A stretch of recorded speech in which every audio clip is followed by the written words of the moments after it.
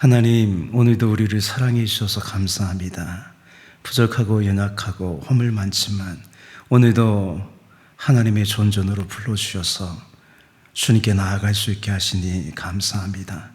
우리 모든 죄악들, 허물들 다 용서하시고 예수 그리스도의 보혈로 정결하게 하셔서 이 시간 하나님 안에서, 그 사랑 안에서 새롭게 되는 역사가 있게 하여 주옵소서.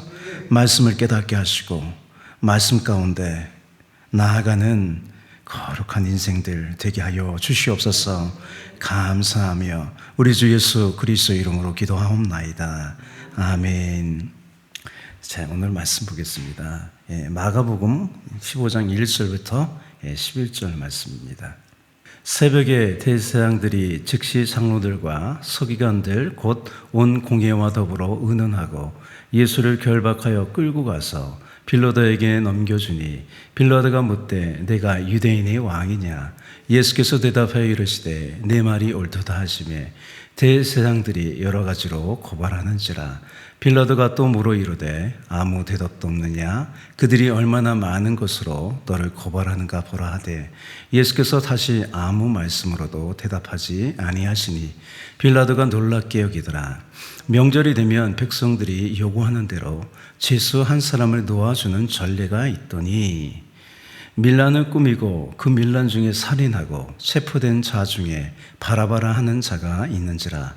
무리가 나아가서 전례대로 하여 주기를 요구한대 빌라도가 대답하여 이르되 너희는 내가 유대인의 왕을 너에게 도와주기를 원하느냐 하니 이는 그가 대상들이 시기로 예수를 넘겨준 줄 알미러라. 그러나 대상들이 무리를 충동하여 도리어 바라바를 놓아달라 하게 하니. 요약입니다.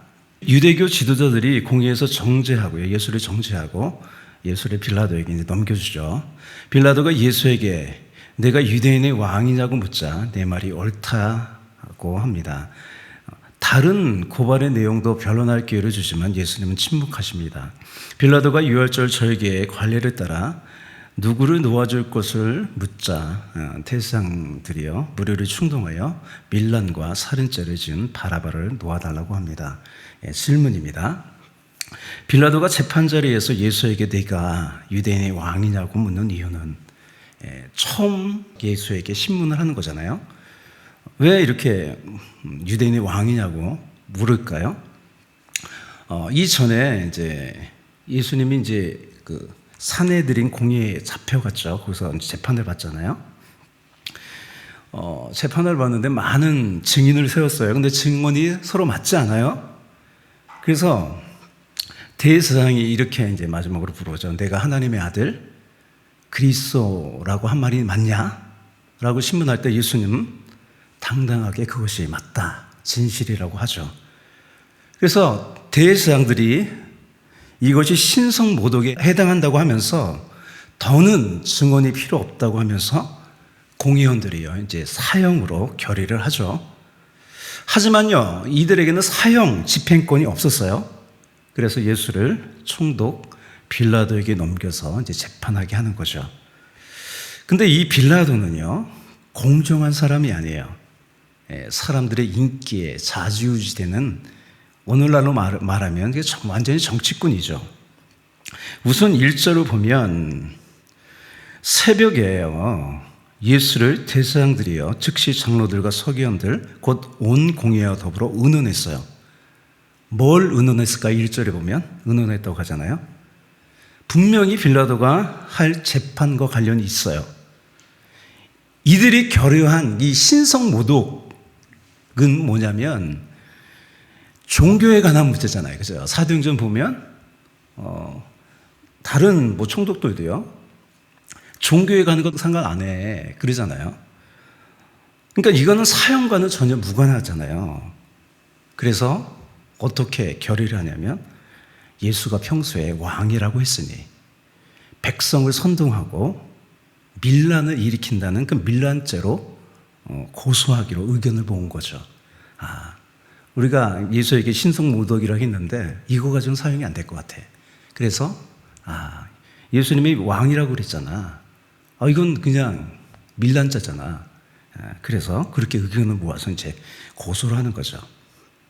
그래서 빌라도가 예수의 재판 자리에서 처음 물어보는 것이 내가 유대인의 왕이냐고 묻는 거예요. 그래서 2절에 보면 이렇게 물어요.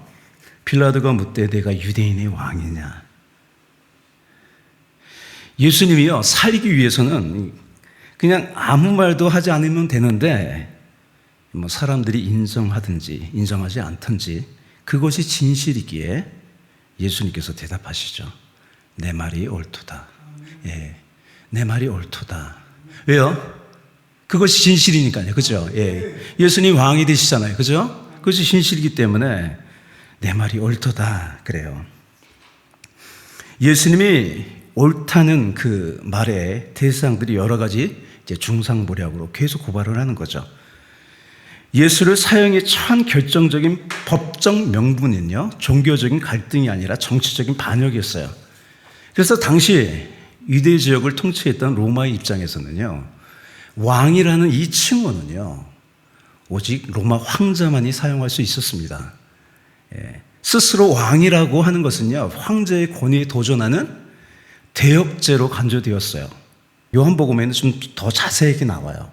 요한복음 19장 12절을 함께 읽어볼게요. 이러므로 빌라도가 예수를 놓으려고 힘썼으나 유대인들이 소리질러 이르되 이 사람을 놓으면 가이사의 충신이 아니이다. 무릇 자기를 왕이라 하는 자는 가이사를 반역하는 것이니이다. 이렇게 이제 압박하자 결국 이 정치적 반란죄를 적용해서 십자가형을 이제 선고하죠. 예수님이 십자가에 달리실 때요, 어떤 죄표가 걸렸나요? 예, 위에 유대인의 왕이라는 죄표가 걸렸어요. 예수가 실제로 군사적인 힘을 가진 왕이 아님을 알면서도 유대인의 왕이라고 적은 건 뭐냐면 조롱하는 거예요. 로마의 대항에 왕을 자처하는 자는 이처럼 비참하게 죽는다. 그걸 보여주는 거죠. 그런데 그 죄패는요, 진실이었습니다. 예. 유대인은 왕으로 예수님께서 죽으셨습니다. 예. 적용하면 그래요. 오늘 첫 번째 질문도 적용하면 그래요. 나에게 당장 손해가 나더라도요, 삶의 동기가 사랑이면은요, 예, 진실을 말해야 됩니다. 할렐루야. 예, 사랑인 사람이 거짓일 수는 없어요. 예, 진실을 말해야 됩니다. 예, 그래서 우리 시편 15편 1절 4절 우리 함께 같이 읽을게요. 여호와여, 주의 장막에 머무를 자 누구오며 주의 성산에 사는 자 누구오니이까. 정직하게 행하며 공의를 실천하며 그의 마음에 진실을 말하며 그의 마음에 소하는 것은 해로울지라도 변하지 아니하며. 예, 여러분 왜 사람들 불면증에 시달리는지 아세요? 거짓말을 하기 때문이요. 예, 진실을 말하면요, 뭐 이렇게 꺼리낌이 없잖아요. 그죠? 내가 사람을 다했다나 뭐 그래요. 편하게 잘 수 있어요. 항상 진실만 말하시기를 축복합니다. 예, 질문 두 번째요. 빌라도가 예수 대신에 바라바를 사면한 이유는 명절이 되면 이제 죄수 한 사람을 놓아주는 전례가 있었어요. 이것은요, 유대인들의 환심을 사려는 정치적인 일이었죠. 우리나라도 이제 대통령 되면 사면해 주잖아요. 사람들이 빌라도에게 전례대로 사면 요청을 합니다. 예, 바라바라는 사람이 있었는데 밀란을 꾸며서, 이 사람 진짜 밀란을 꾸민 거예요. 또 그 밀란 중에 살인한 사람이에요. 이스라엘 입장에서는 이 사람은 독립운동가예요. 인기가 많은 사람이에요. 그러나 로마 입장에서는요, 진짜 반역을 저지른 죄인이죠. 빌라도가 예수를 언급하면서 이렇게 물어요. 빌라도가 대답하여 이르되 너희는 내가 유대인의 왕을 너희에게 놓아주기를 원하느냐 하니 이는 그가 대제사장들의 시기로 예수를 넘겨준 줄 알미러라. 이 빌라도도 알았어요. 예수를 넘겨준 이유가 뭐예요? 시기예요. 시기침 때문에 결국은 예수를 죽게 하는 거예요. 빌라도는요, 자신에게 예수를 넘긴 이들의 의도를 분명하게 알고 있었어요. 분명하게 보입니다. 예. 우리도 그렇잖아요. 어떤 사람이 말을 하면 그 의도가 보여요, 보이잖아요. 보여요. 보여요. 아, 이 사람이 이런 의도로 나한테 이렇게 말하는구나. 알죠. 행동을 보면 알고 말을 보면 압니다. 빌라도에게도 뻔히 보이는 거예요, 이게. 그래서 대제사장들이 무리를 충동하여서요, 예수가 아닌 살인한 사람 바라바를 놓아달라고 요청했습니다. 빌라도가 재판을 하는 동기도요, 그냥 공의롭게 재판하는 게 아니라 사람들의 환심을 사기 위해서 또 재판을 합니다. 예. 결국 이들의 시기심과 미움에 예수님은 사형 판결을 받는 거죠. 그래서 오늘 이 본문을 통해서 우리가 알아봐야 될 건 뭐냐면 나의 삶의 동기가 뭐냐는 거예요. 다른 사람을 내 이익을 위해서, 유익을 위해서 저 사람을 대하냐. 어떤 사람을 대할 때, 말을 할 때 삶의 동기가 무엇냐고 우리에게 질문해 봐야 된다는 거예요. 예. 그래서 요한일서도 그런 걸 말합니다. 우리 한번 같이 요한일서 3장 14절 15절 읽어볼게요. 우리는 형제를 사랑함으로 사망에서 옮겨 생명으로 들어간 줄을 알거니와 사랑하지 아니하는 자는 사망에 머물러 있느니라.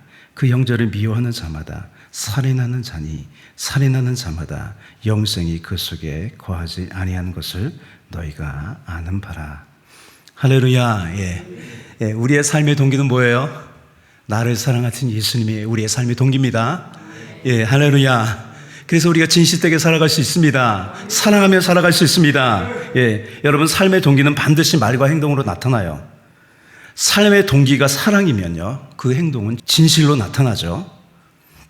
예수님의 삶의 동기가 사랑이었기에 오늘 진실로 나타났고, 이 대제사장들의 삶의 동기가 시기심과 미움이었기에 거짓과 살인으로 나타났어요.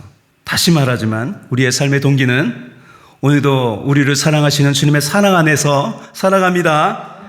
나를 위해 십자가를 지시고 죽으셔서 나를 살리신 예수님 위하여 살아갑니다. 할렐루야. 우리는 그런 사람입니다. 할렐루야. 우리 기도하겠습니다. 사랑과 은혜가 풍성하신 주님, 오늘 이 빌라도의 재판을 보면서 사람들이 예수를 시기하여 그렇게 죄 없는 예수를 살인죄로 고소를 하고 죽게 합니다. 오늘 빌라도도 공정하게 재판하지 않고 사람들을 인기를 위해서 그 동기를 가지고 재판합니다. 하나님, 우리의 삶의 동기가 예수님의 사랑인 줄 믿습니다. 그 사랑이기에 우리는 진실만을 말하고 다른 사람을 위해서 사랑하며 그렇게 오늘도 살아갑니다. 붙잡아 주시옵소서, 이끌어 주시옵소서. 감사하고 찬양하며 우리 주 예수 그리스도 이름으로 기도하옵나이다. 아멘.